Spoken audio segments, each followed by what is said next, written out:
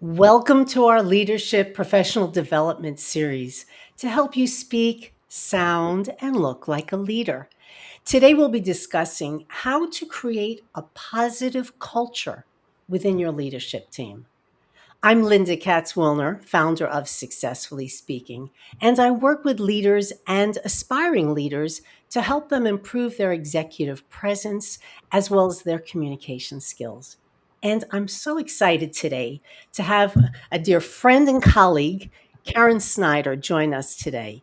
Karen is the owner and lead consultant at Concordia Consulting. And Karen and I met several years ago because we're both members of the DC chapter of the National Speakers Association.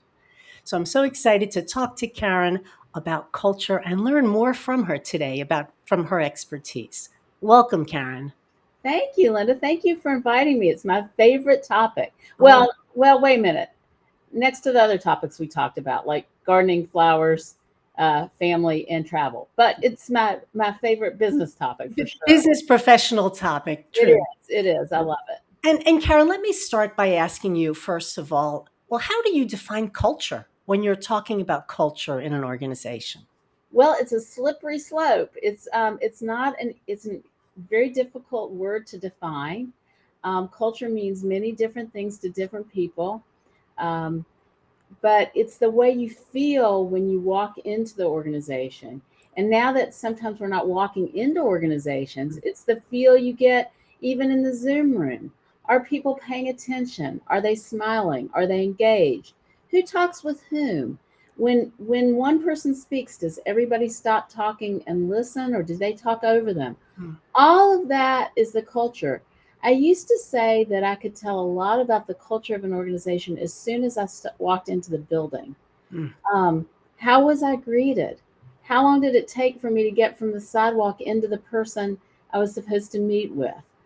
All of those form your initial experiences of that organization. And that is the beginnings of culture. But of course, it means much, much more than that. And I'm going to ask you this question because I work with many international clients. And so when I think of culture, besides what you're talking about, I think about the different cultural differences because people come from different countries and they deal with the workplace or with their colleagues differently. And so how does that fit into the culture when you work with a company? Well, that certainly has a huge influence. And certainly companies that have started outside of the United States have a different culture. It may, some of it is tangible. Um, how many, how do they measure sick leave? How do they deal with sick Mm. leave? How do they handle vacation? How do they give performance appraisals? And if so, what do they put on the performance appraisal? Mm. It's fascinating. I was working with a company just last week, and they're at the beginnings of developing their first performance appraisal. And I was trying to stress with them how important it is as we work together on the development of this. What do you want your company to look like? Because what you measure is Mm. what happens, and what happens creates culture.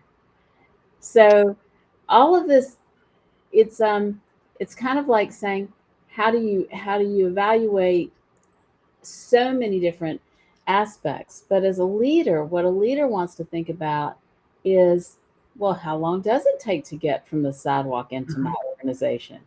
Well, when I'm in a meeting, do people defer to me? And if so, what are we losing in terms of their intellectual knowledge and what they might be sharing? And I've noticed at this meeting, only this particular senior leader speaks, and everybody seems scared to change, Mm. to say something that's different from that person.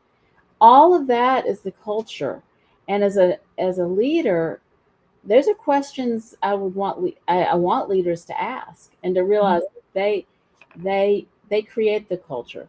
I'm going to give you one more example. Sure. Um, when people don't take vacation, if we look at people and whether they take vacation, I'll have very high level leaders say to me, I want my employees to take vacation. I believe it's very important.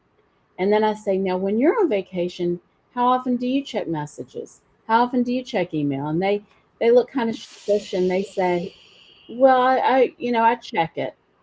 And so what they're conveying to their employees is a vacation is a change in venue, but it's not truly a vacation. Mhm. And that is a huge indicator of culture.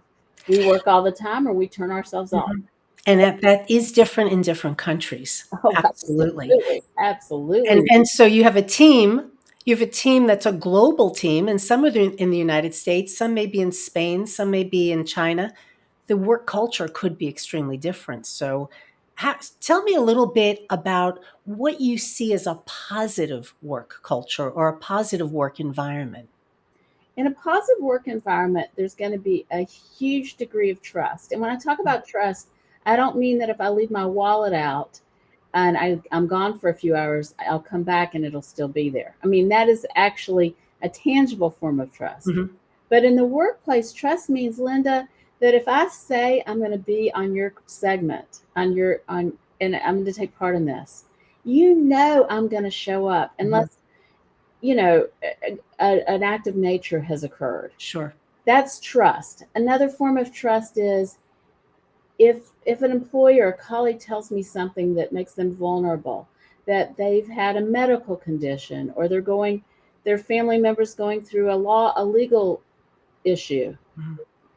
that if as colleagues tell one another, I will hold that information and never use it against them in a meeting, or to say, well, they shouldn't be promoted because their son's going through this legal situation.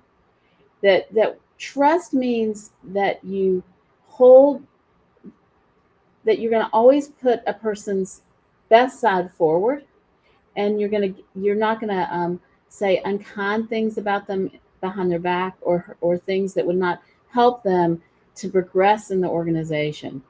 And on that same line of thought, let's say I'm the employee that I've trusted that information for you and you're not going to share it, I also trust that you won't share it. So the trust is coming from both directions, I'm Oh, assuming. absolutely.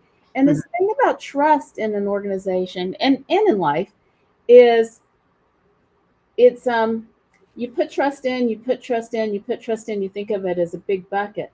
But one single incident can create the tiniest Mhm. pinhole of a leak, and then trust can be destroyed. It only takes one. It's not like a savings account where if you take one withdrawal, there's still a whole lot of money. Mhm.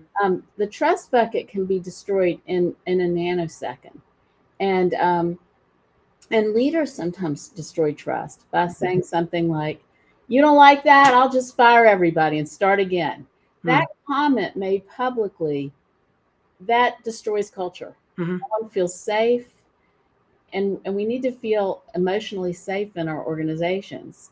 So trust is an interesting thing because you build it, you build it, you build it, but it doesn't take much to destroy it in record time.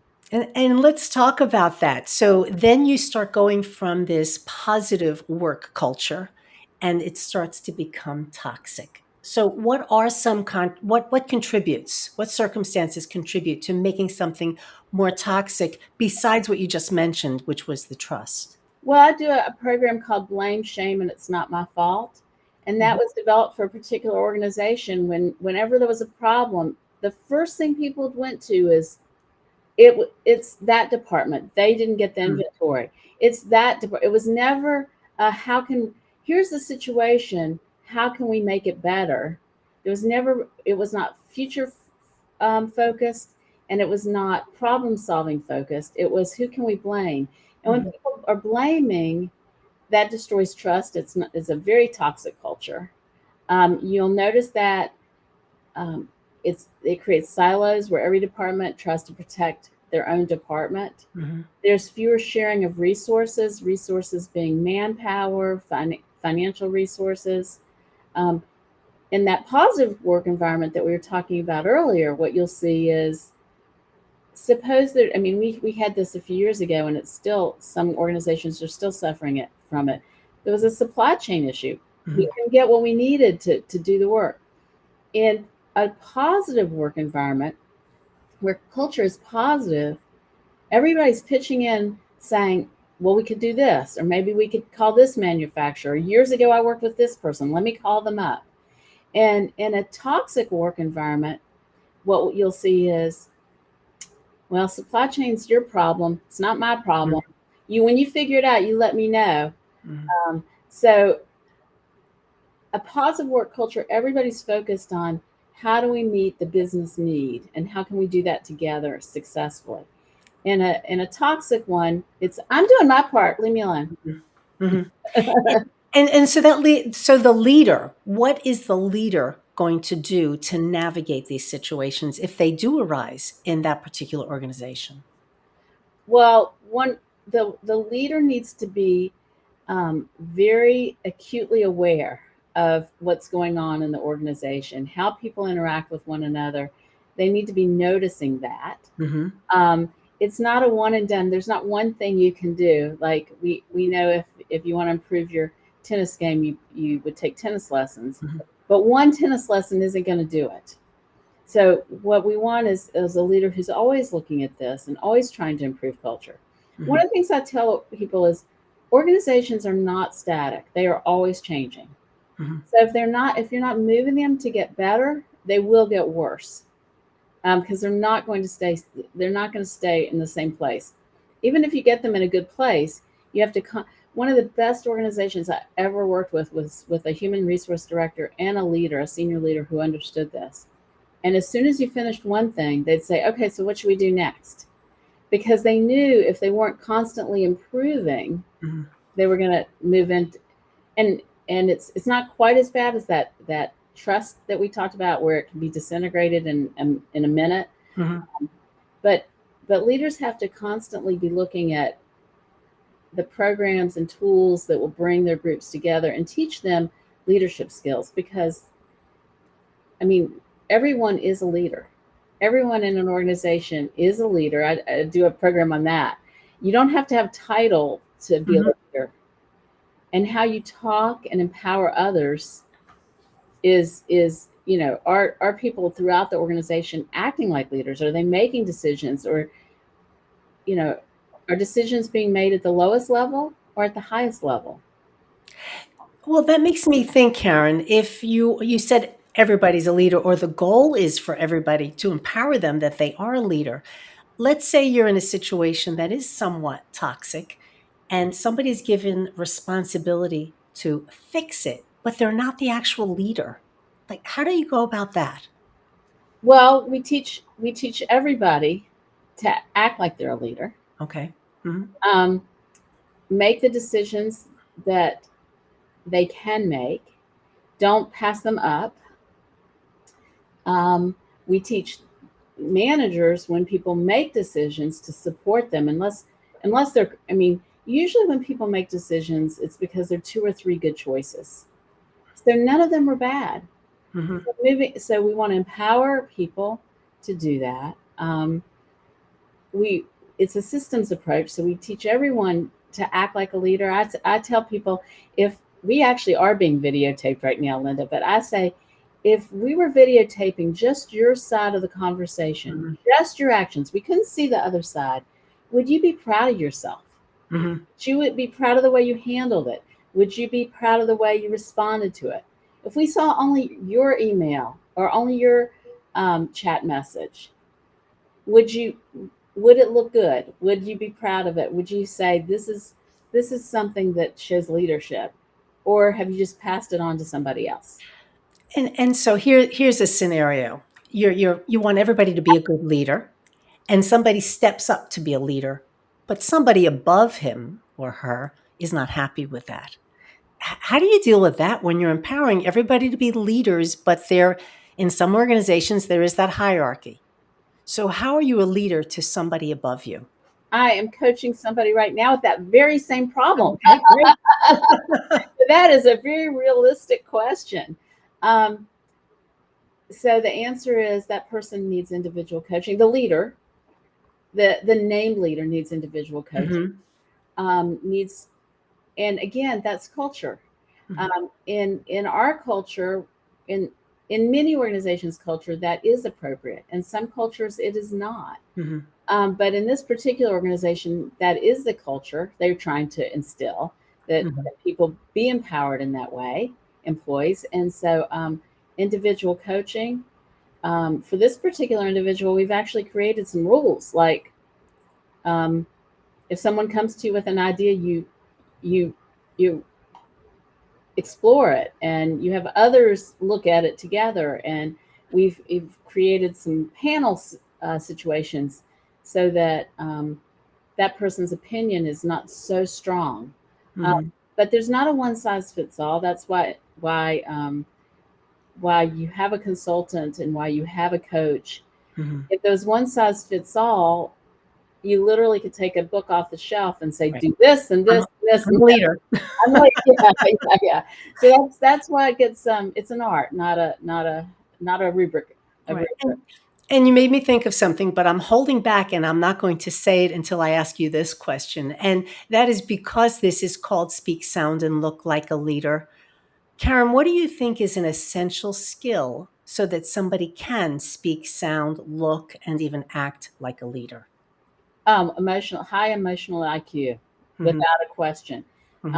which means a whole lot of different things. But nobody's perfect. All of Hmm. us have blind spots, but those with a high emotional IQ know the areas in which they are struggling, and they surround themselves with other people who are good at their weakness, and who have a comfort level to have a dialogue like this, Lynda, where it's not scripted. We can talk. We can disagree.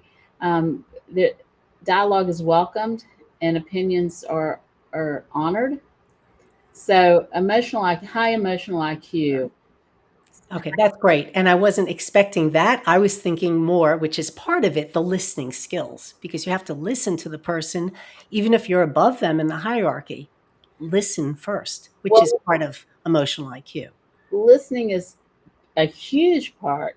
Hmm. Listening and not defending and not pushing back. Right. But listening skills without implementation skills, confidence, persuasiveness, the things you teach, um, that won't do it by itself. You can be a fantastic listener, and I've been around some leaders who are Hmm. fantastic listeners, but have trouble motivating the force. Hmm. Right. You still need the people skills or the emotional intelligence. Karen, we can talk about this for hours, and I know we don't have that time here today, but how can people get in touch with you if they want to reach out to you? Oh, I'm always happy to do a complimentary session. They can reach me at Karen@KarenSnyder.com, SNYDER.com, and that's also my website, KarenSnyder.com. Mhm. And send me an email. The phone number's there, and we'll set up a complimentary call to hear what's going on in their organization, especially and even if they don't have the title leader. Okay, that's good because everybody can be a leader. Right? Everybody is a leader. Right, right. And they should know that and feel that and act that way too. Now, again, we can also connect on LinkedIn. So let's not forget about that Oh, since we're here absolutely. speaking today. Reach out to either one of us on LinkedIn and we welcome your comments. We welcome conversations with you. And Karen, thanks so much for sharing your expertise. I know we've talked a lot, but we never really narrowed it down and just had this conversation. So I love to hear about your expertise and what you're so good at because you Oh, have great information to share. well, Lynda, it was a pleasure. I knew it would be, and it absolutely was. It was. Thank you so much for Sure. asking. Sure. And again, please join us in 2 weeks on October 10th when I interview Dr. Irvin Nugent, who is a partner at Copia Leadership, and he's another colleague from NSA. There are some phenomenal people that I've met at the National Speakers Association. And then we're going to discuss, which is a great lead in, how to harness the power of your emotions for effective leadership. And that's just what Karen was talking about. So, Karen, thanks for the lead in to our next interview. And it was great speaking with you. And until we have another interview here, let's think about how we can create a positive culture in our leadership teams and how we all are leaders. And so we have that opportunity to show up at work and be a leader, no matter where we are in the hierarchy. Karen, thanks again. It was great talking to you.